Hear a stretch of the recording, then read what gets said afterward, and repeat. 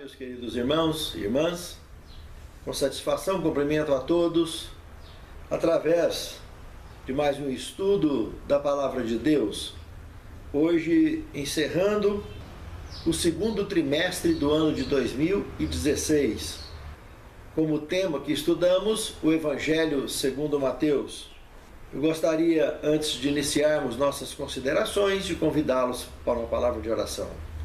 Santo Deus, muito obrigado por mais essa oportunidade de conhecermos através da Tua Palavra os Teus desígnios para cada um de nós.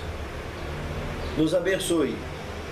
Acima de tudo, nos guie nas sendas do viver cristão, para que possamos, pela Tua graça, Senhor, encontrar em Ti a solução para todas as nossas dificuldades e problemas e, pela Tua graça, sermos encontrados por Ti como vitoriosos na causa que Tu nos tens confiado. Nos dirija, nos guarde, nos abençoe e nos proteja. É o que te suplicamos agradecidos em nome de Jesus. Amém. Todo final de trimestre eu aprecio muito revisar o trimestre todo.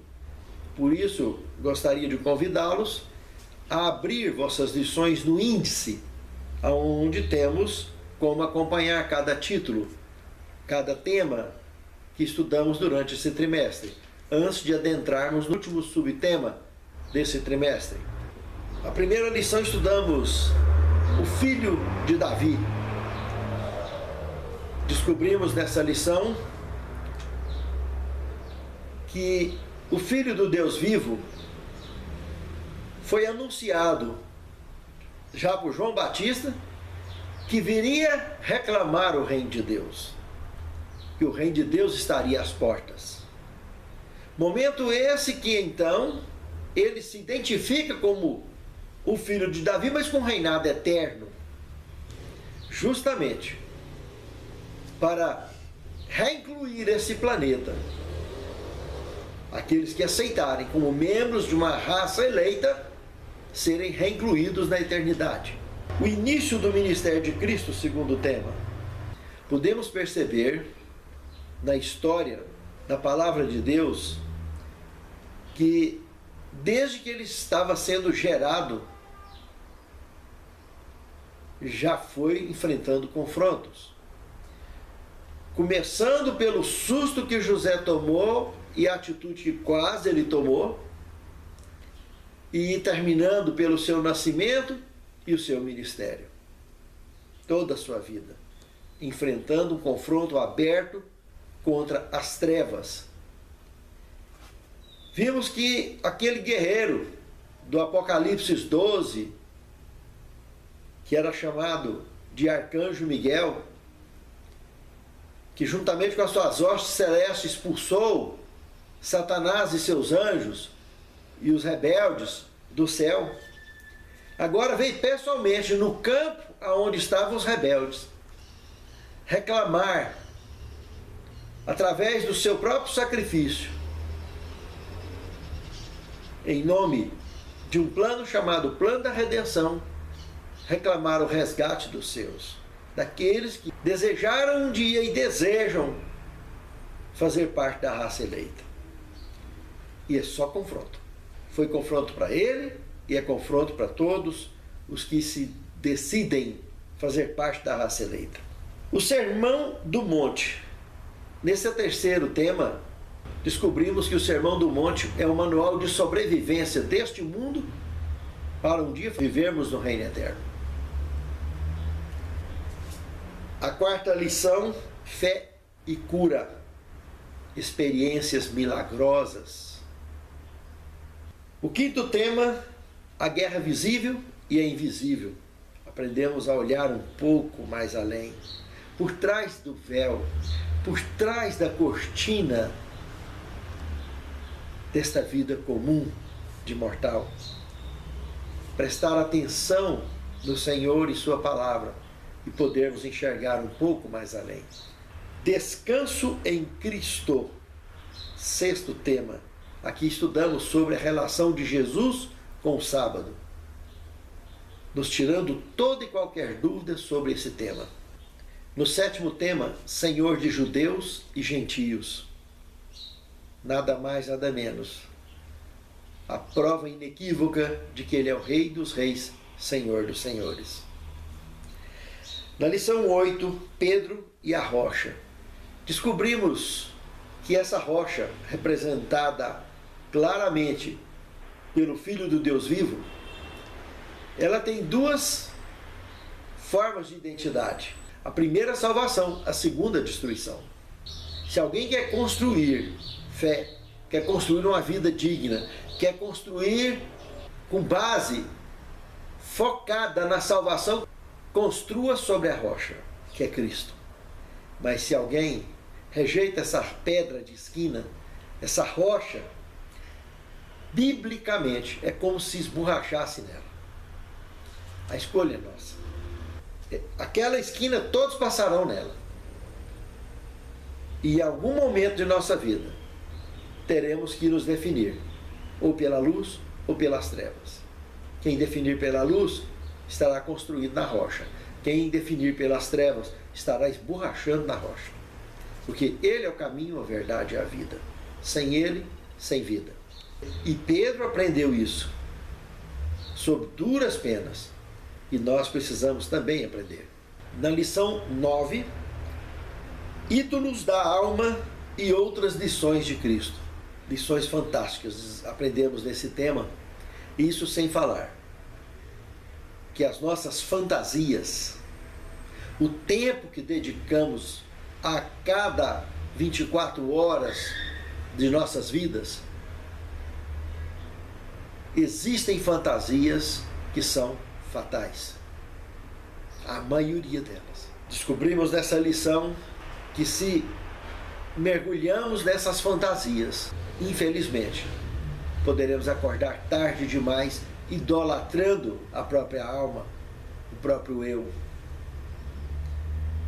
E pode ser tarde demais para uma decisão ao lado do Senhor. Esses fantasmas criam corpos. Esse tipo de fantasma assombra de verdade e destrói a realidade. Por isso, é importante sermos realistas, olharmos para um Deus que é real.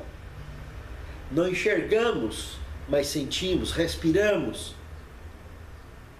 É de fundamental importância atentarmos para isso e deixarmos de lado essas fantasias fúteis, com planos e projetos fúteis, que não nos levará a nada. Na lição 10, Jesus em Jerusalém. Aqui estudamos sobre um lamento antigo na história do povo de Deus. Como Jesus quis que aquela cidade ali se tornasse de fato a cidade que eu recebesse e juntamente com ele trabalhasse a restauração e a redenção da raça caída. Mas lamentavelmente veio para que era seus e os seus não o quiseram. E aquela cidade não ficou pedra sobre pedra que não fosse derribada, segundo a sua própria profecia. E o Evangelho foi estendido ao mundo gentio. E hoje, quem quiser fazer parte do povo de Deus, em qualquer parte do planeta, deve, de forma sumária, rejeitar o próprio eu, tomar a cruz circunstancial de cada um e seguir rumo à Canaã celestial. Eventos finais. Aqui estudamos o sermão profético, as últimas instruções da carta de Deus ao homem, para que possamos ficarmos atentos nos últimos acontecimentos da história deste mundo. E onde quer que façamos parte dessa história, ao escrevermos a nossa história, seja de acordo com a instrução divina. A lição 12, os últimos dias de Jesus. É como se ouvíssemos da boca dele dizer para nós: até breve, meus amados. Até breve. até muito breve. Que lições maravilhosas esses momentos dos últimos dias de Cristo, no qual ele deixou esse bastão do arrevezamento consagrado pela vitória do Calvário, entregue à nossa mão, para que a última lição, a lição 13, a que estudaremos hoje, crucificado e ressurreto, a missão vicária perfeita. E agora ele coloca em nossas mãos, que estudaremos nessa lição, a responsabilidade de levarmos avante esse bastão do arrevezamento, até devolver na mão dele na sua volta. Crucificado e ressurreto. Esse último tema do Evangelho de Mateus é fantástico. Analisando Mateus 28, 18, toda autoridade me foi dada no céu e na terra. Meus amados, tirando as escamas de nossos olhos e olhando para um universo dirigido, mantido e monitorado pelo Altíssimo, e especialmente pelo Filho do Altíssimo, que se identifica aqui como Altíssimo, nesse ponto da sua missão. Ele já tinha ressuscitado e agora estava no último encontro com seus discípulos e com seus apóstolos, para sacramentar a última missão, o segmento de seu trabalho, para com a igreja ali reunida diante dele. Jesus ou Barrabás? Quando analisamos Mateus 27, 11 a 26, temos uma decisão dramática e muito triste que aconteceu ali diante da igreja e diante do mundo, onde o planeta, a maioria dos representantes do planeta abafaram a voz da igreja e optaram por soltar Barrabás, aquele rebelde, encrenqueiro que vivia naqueles dias, um criminoso, quem deveria de fato, por direito, ocupar a cruz que Jesus ocuparia, para pagar o que de fato merecia. Mas aquele Barrabás teve a oportunidade de sair e recomeçar sua vida, porque o amor de alguém morreria no lugar dele, assim como morreria por todos deste planeta, e pagaria o preço de fato do pecado, e com seu sangue pudesse remir todos os que aceitassem aquele sacrifício que ele faria em nosso lugar. Lembra-se que se Cristo não paga o preço nosso, jamais alcançaríamos a salvação. É estranho, mas se a escolha aqui fosse o inverso, outra forma teria que ser montada, organizada, para que ele pudesse pagar esse preço. Porque sem sangue não há remissão de pecados. Aquele acontecimento foi estritamente necessário. E por isso, ele espontaneamente mergulhou nesse martírio, justamente por amor de mim e de você. Olhando com a ótica humana, essa escolha dramática de Barrabás é uma história que se repete a cada dia na nossa história. A cada momento que fazemos escolhas do lado das trevas, em prol das trevas, estamos libertando Barrabáses dentro de nossa alma. Estamos libertando verdadeiras tranqueiras, verdadeiras criaturas perdidas, que só a luz, depois que realmente fizermos a escolha certa, poderá nos livrar de tais condutas e de tais criaturas. Na realidade, fazer opção pelas trevas é abrir o sepulcro caiado para que a rapina e a carniça de uma alma perdida possa se aflorar na nossa pele através das nossas escolhas e fechar o brilho dos nossos olhos com a áurea de trevas. Mas a cada escolha do lado da luz significa que compreendemos a graça e o perdão e o principal resultado: libertação e salvação. Por isso que não devemos deixar repetir essa história de escolhermos as trevas, que isto é libertar Barrabás e crucificar o Salvador de novo. Optar pela luz é deixar o Barrabás morto como está lá onde ele morreu e não mexer com a velha criatura que já está morta, que nós já sepultamos.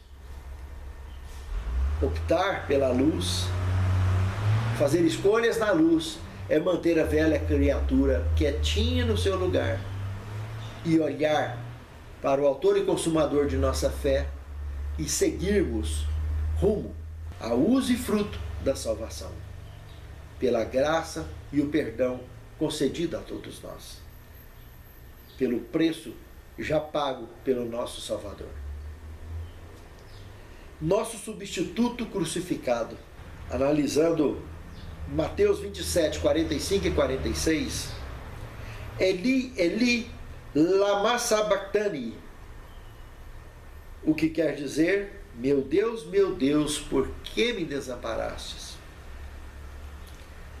Aqui um isolamento absolutamente mortal o nosso Salvador passou. Ninguém mais precisa ser abandonado, como serão todos um dia, de forma literal e absoluta, lá após o milênio apocalíptico. Todos sentirão isso que Jesus sentiu aqui no Calvário: isolado, abandonado e letalmente exterminado. Ninguém precisa passar por isso, irmãos.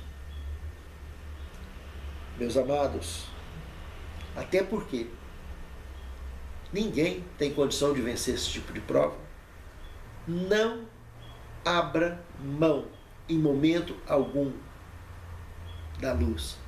2 momentos que temos registrado desse abandono: alguém morreu a morte eterna e só ressuscitou porque era perfeito, simplesmente perfeito,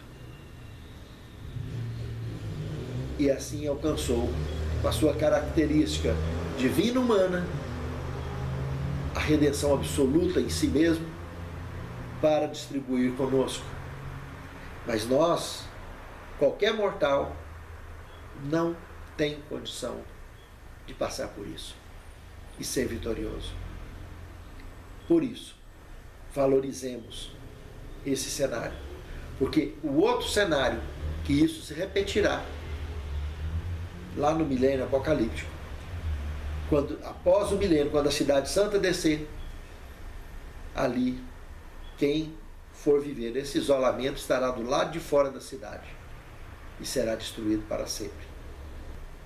Lembre-se, Deus amou o mundo de tal maneira que virou as costas para o seu Filho lá no Calvário, entregando-o para pagar o preço de um pecado que ele nunca cometeu, mas que todo o peso do pecado da raça caída repousou sobre ele lá no Calvário, que nem o Pai teve condição de olhar para aquilo.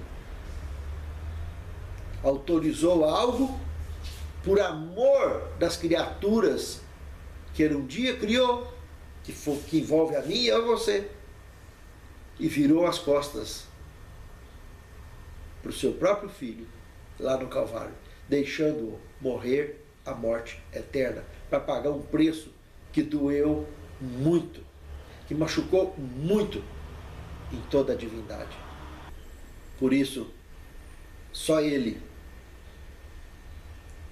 de fato, é o nosso substituto. Ninguém mais teria como passar por isso e ser vitorioso. Valorizemos seu sacrifício, porque se trilharmos pelas trevas, estamos ignorando essa substituição, esse preço pago. Estamos dispensando a salvação. Pense nisso, meu amado irmão. Pense nisso, minha amada irmã.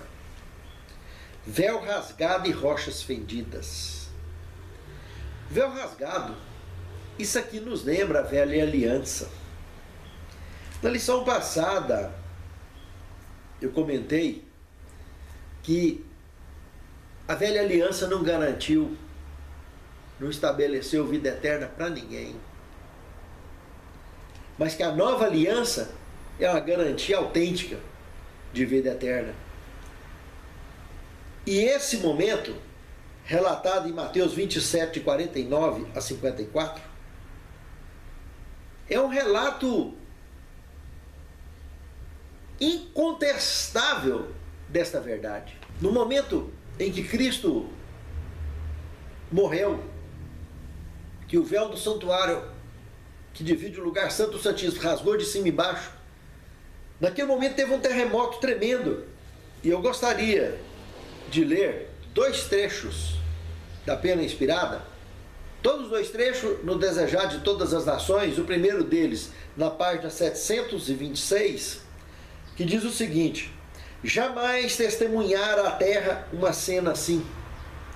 A multidão quedava paralisada e, respiração suspensa, fitava o Salvador. Baixaram novamente as trevas sobre a terra e um surdo ruído, como de um forte trovão, se fez ouvir. Seguiu-se violento terremoto. As pessoas foram atiradas umas sobre as outras, amontoadamente. Estabeleceu-se a mais completa desordem e consternação. Partiram-se ao meio os rochedos nas montanhas vizinhas, rolando fragorosamente para as planícies. Fenderam-se sepulcros, sendo os mortos atirados para fora das covas. Dir-se-ia estar a criação desfazendo em átomos. Sacerdotes, príncipes, soldados, executores e povo, mudos de terror, jaziam prostrados por terra. O outro trecho está na página 754, que diz o seguinte: quando Cristo ressurgiu, trouxe do sepulcro uma multidão de cativos. O terremoto, por ocasião de sua morte, abriram os sepulcros e, ao ressuscitar ele, ressuscitaram juntamente com ele. Eram os que haviam colaborado com Deus e que, à custa da própria vida, tinham dado testemunho da verdade. Agora, deviam ser testemunhas daquele que os ressuscitara dos mortos. Durante seu ministério, Jesus ressuscitara mortos, fizeram reviver o filho da viúva de Naim, a filha do principal e Lázaro. Estes não foram revestidos de imortalidade. Ressurgidos estavam ainda sujeitos à morte. Mas aqueles, porém, que ressurgiram por ocasião da ressurreição de Cristo, saíram para a vida eterna. Ascenderam com ele como troféus de sua vitória sobre a morte e o sepulcro. Estes, disse Cristo, não mais são cativos de Satanás. Eu os redimi, trouxe-os da sepultura como as primícias do meu poder, para estarem comigo onde eu estiver, para nunca mais verem a morte e nem experimentarem a dor. Meus amados, aqueles corpos de santos que o texto de Mateus apresenta aqui, entraram na cidade e apareceram a muitos. Eles ficaram aqui os 40 dias com Cristo. Se fôssemos ler mais aqui no Desejar das Nações, vocês verão que esse grupo ficou os 40 dias na terra e lá na nuvem, em Atos capítulo 1, verso 8 ao 12, aquela mesma nuvem que recebeu ele estava com as primícias dos mortos lá, com as primícias do poder dele após a ressurreição. Ele ressuscitou esse grupo de pessoas, uma grande multidão, chamada de primícia dos mortos, para levar, como ele próprio foi primícia, se entregou no dia das primícias, como ele próprio se entregou no dia que era levado o primeiro molho de cevada da festa agrária conhecida por Pentecostes. Ele, Jesus, como primícia, ao ressuscitar, tira com ele primícias dos mortos, deixando claro que a nova aliança garante salvação. Ali, no meio daquele grupo, não é difícil de enxergar esses parceiros, companheiros verdadeiros de Deus, que depositaram as suas vidas em prol da verdade, em prol da missão que Deus lhes confiara. Não é difícil de enxergar alguns personagens. O único personagem que temos certeza que não está naquele grupo é Adão, porque a pena inspirada mostra ele no final, olhando o que o pecado causou aqui na terra, vendo a degradação da raça humana, se tornando uma raça caída, e o que teve que acontecer para voltar a ser uma raça eleita novamente, incluindo ele. Mas os outros, além do casal, os nossos primeiros pais, não.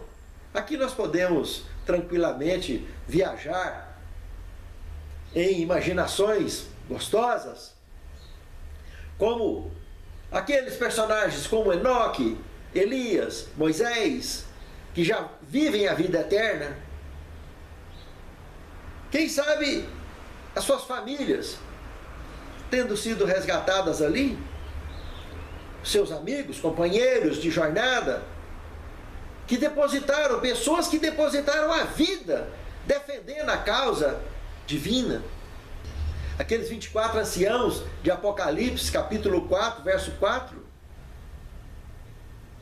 com certeza saíram daqui.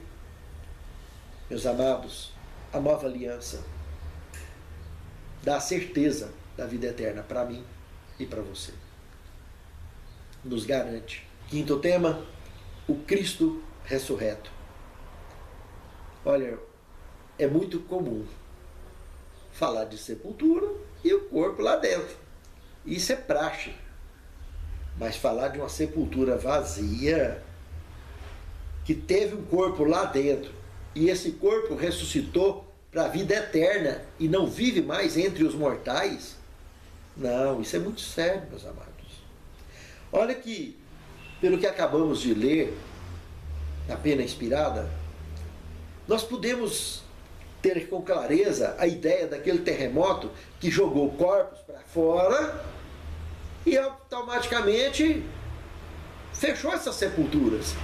Como a de Moisés, lá em Deuteronômio capítulo 34, verso 6, diz que até hoje, até nos dias de hoje, sumiu a sepultura dele. Claro, lá em Judas verso 9, nós vimos a ressurreição de Moisés. O arcanjo Miguel, filho do Deus vivo, veio e ressuscitou e despachou Satanás. Veja, meus amados, presta atenção. A sepultura desapareceu, porque se não tem corpo, por quê que precisa ter sepultura? Por que a única sepultura vazia que ficou na história da humanidade foi a dele, a do nosso mestre, a do Filho do Deus vivo? Isso tem preço, irmãos. Isso tem preço. O preço é o Calvário. O preço é o que ele pagou, a morte eterna. O Cristo ressuscitado nos garante a salvação. Sexto tema, a grande comissão. Analisando Mateus 28, 16 a 18. E comparando com Daniel, capítulo 7, verso 13 e 14, Olhando para o verso de abertura dessa lição, que foi justamente o verso 18, vimos que toda a autoridade no céu e na terra foi entregue a ele. E lá em Daniel, nós vimos o profeta Daniel viajando no tempo, porque o que é qualquer profecia?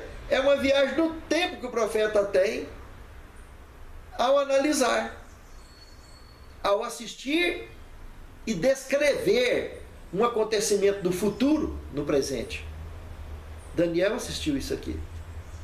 Essa vitória de Cristo no Calvário, ele assistiu essa investidura dele lá no céu, e logo em seguida, podendo vir, Daniel assistiu a investidura dele com os seus troféus que ele levou daqui lá para o céu, as primícias dos mortos, tendo deixado aqui na terra uma missão para os vivos, que dentre esses também terá a primícia de vivos, os 144 mil de Apocalipse, porque a primícia dos mortos ele já levou, a primícia dos vivos se manifestará aqui pouco antes de sua volta, que estará conduzindo a grande multidão de vivos no desfecho final. Pessoas nos 4 cantos da terra que servem ao Senhor serão selecionadas, que formarão esse grupo de líderes que conduzirá a grande multidão no desfecho final. A primícia dos mortos já foi levada e a grande messe, colheita de ressurretos, será colhida na volta de Jesus. Volta de lá, do céu. Daquela viagem rápida que ele foi entre o Calvário e o encontro da Galileia, no capítulo 28, do verso 19 e 20, ele encontra com os discípulos na Galileia, lá onde ele passou a maior parte da sua vida. E ele entrega o bastão do arrevezamento com uma missão na mão da igreja. E o nome dessa missão é Missão do ID.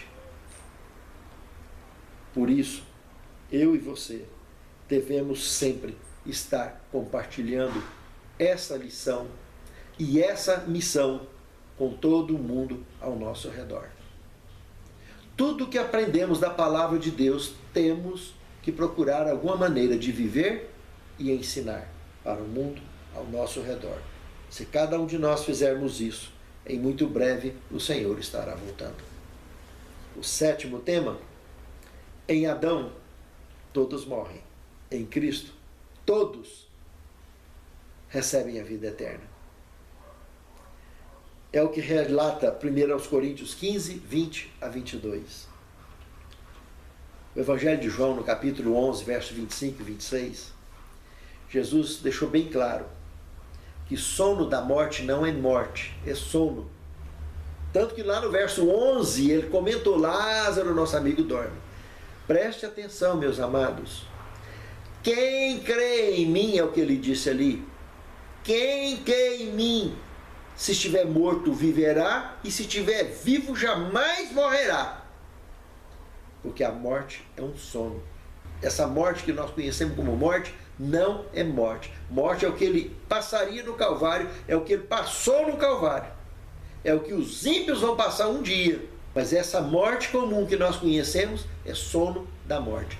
Todos um dia que já morreram serão ressuscitados de uma só vez. Uns terão a vida eterna, outros morte eterna, serão exterminados, juntamente com o diabo e seus anjos. Que esta lição possa ter nos trazido entusiasmo necessário para fazermos escolhas sensatas. Que Deus nos abençoe, que Deus nos guarde. Santo Deus, unja-nos com o teu Santo Espírito, com o poder maravilhoso da tua graça, e abenfazeja a companhia dos teus anjos, nos protegendo e nos conduzindo neste velho mundo, e nos permitindo, pela tua graça, a vitória em Cristo Jesus. Prepare-nos para o teu reino, conta-nos entre os salvos. É o que te suplicamos agradecidos, com o perdão de nossos pecados, em nome de Jesus. Amém, Senhor. Onde eu vi Jerusalém, o trono do Senhor, ouvi cantar crianças em meio ao seu cantar. Rompeu a voz dos anjos no céu a proclamar. Rompeu a voz dos anjos no céu a proclamar.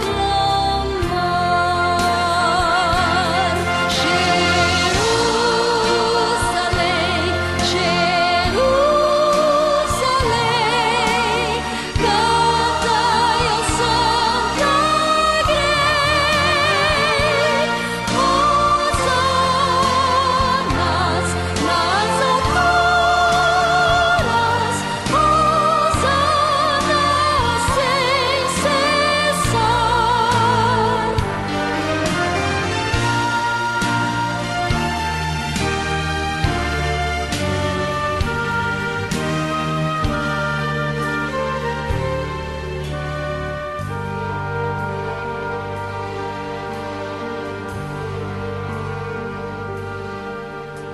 Então o sonho se alterou, não mais o